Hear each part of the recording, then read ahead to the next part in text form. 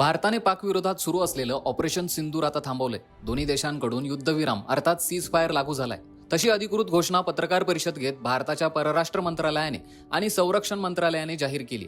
7 मे पासून गेले 4 दिवस सुरू असलेल्या या युद्धात भारताने पाकिस्तान विरोधात जोरदार हल्ला केला. पाकचे ड्रोन, मिसाईल, रॉकेटद्वारे केलेले सर्व हल्ले हाणून पाडण्यात भारताला पूर्ण यश मिळालं. यात भारताने पूर्णतः पाकिस्तानच्या दहशतवादी तळांना आणि पाक सेनेच्या लॉन्च पॅडवर हल्ले केले. पण पाकने मात्र भारताच्या सीमेजवळील शहरं टार्गेट करत भारतीय नागरिकांच्या वस्त्यांवर हल्ले केले. शिवाय आंतरराष्ट्रीय स्तरावर भारत आपल्या शाळा, मशिदी, हॉस्पिटल्सना टार्गेट करत असल्याच्या खोट्या बातम्या पाकिस्तानकडून पसरवण्यात आल्या.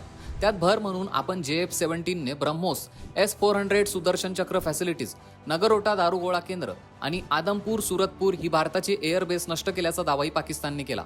मात्र भारतीय लष्कराने हे सगळे दावे खोटे असल्याचं फोटोसहित आजच्या पत्रकार परिषदेत समोर आणलं. 2 देशात चिघळत चाललेली ही परिस्थिती पाहता युद्ध किती काळ चालेल अशी धास्ती प्रत्येकाच्या मनात होती. तेवढ्यात अमेरिकेचे राष्ट्रपती डोनाल्ड ट्रम्प यांची एक पोस्ट आली, ती अभिनंदनाची. भारत पाक युद्धविरामावर त्यांनी अभिनंदन व्यक्त केलं आणि आपल्या एका फोनमुळे हे घडल्याचं ते म्हणाले. अमेरिकेचे परराष्ट्र मंत्री मार्क रुबियो यांनी देखील पोस्ट करत युद्धविरामाच्या बाबतीत दुजोरा दिला. पंतप्रधान मोदी आणि पाकचे शहाबाज शरीफ यांच्यात बोलणी झाल्याचं त्यांनी सांगितलं. भारताकडून युद्धविराम मान्य करण्यात आलाय, तो एका अटीवर. आता पाककडून जमिनीवरून आणि हवाई हल्ले केले जाणार नाहीत, ही ती अट.